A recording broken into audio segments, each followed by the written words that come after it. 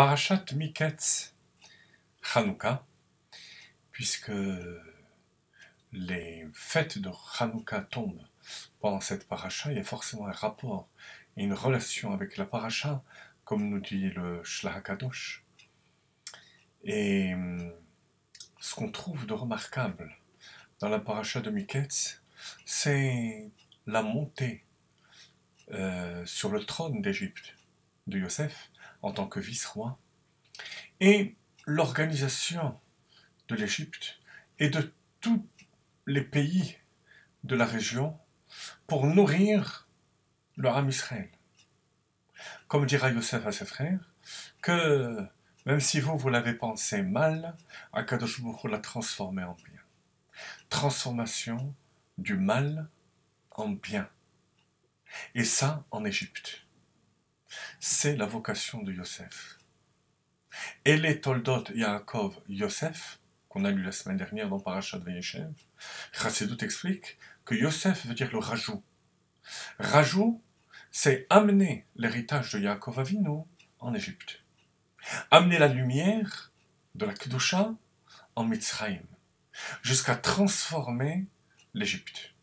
C'est ce que le peuple juif va faire au bout de 210 ans de travail ardu. Et Yosef va commencer ce travail de transformation de l'obscurité de l'Égypte. C'est ce qu'on nous raconte dans la paracha de Miketz, à travers tous les détails des rêves du pharaon, des deux rêves, et ensuite de leur réalisation concrète. Mais le sujet de Hanouka, c'est exactement la même chose. C'est la transformation de l'extérieur, de l'obscurité en lumière. Et ça a commencé à Yutet Kislev.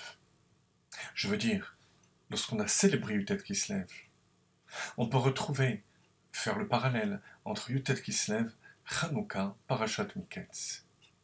En effet, Yutet Kislev, ce sont des jours où vont se dévoiler les profondeurs de la Torah qui normalement étaient réservées à une élite du peuple juif.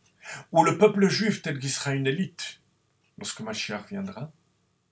Et ces profondeurs de la Torah vont éclairer à l'extérieur, chez tout un chacun, dans nos générations, alors qu'on se trouve dans l'obscurité de l'exil.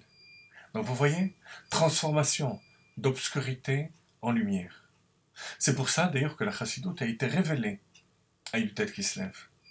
On retrouve cette notion dans les lumières de Hanouka qui viennent célébrer le miracle de la Ménorah. Or, la Ménorah était allumée à l'intérieur du Beth Amikdash, dans le Echal.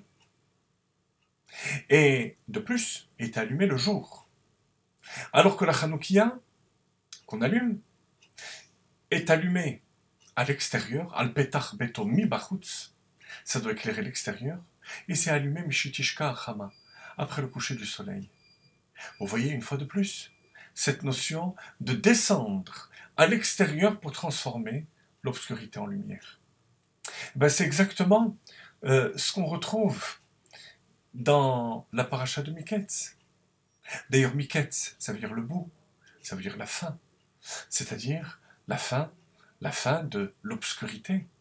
Miketz shnataim yamim, c'est toujours cette force, cette capacité de descendre au niveau de l'obscurité pour la transformer en lumière. Et ça, c'est la vocation de Yosef.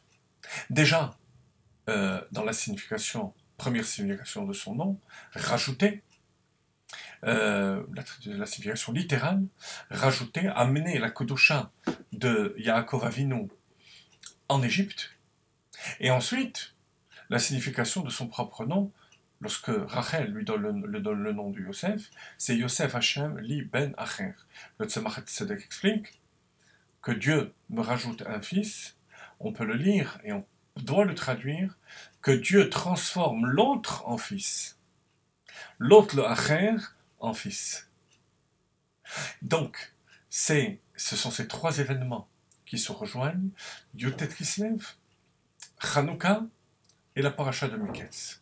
Concrètement, dans notre vie, ça veut dire qu'on doit prendre les zones d'ombre qui sont dans notre vie, ou qu'on est capable d'éclairer dans le monde et ne pas avoir peur.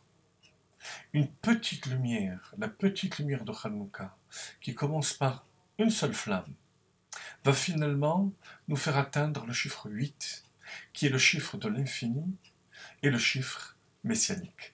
Yitron ha'or haba min ha'chosher, la supériorité de la lumière qui vient de la transformation de l'obscurité en lumière. Shabbat Shalom et bonne fête de Hanouka.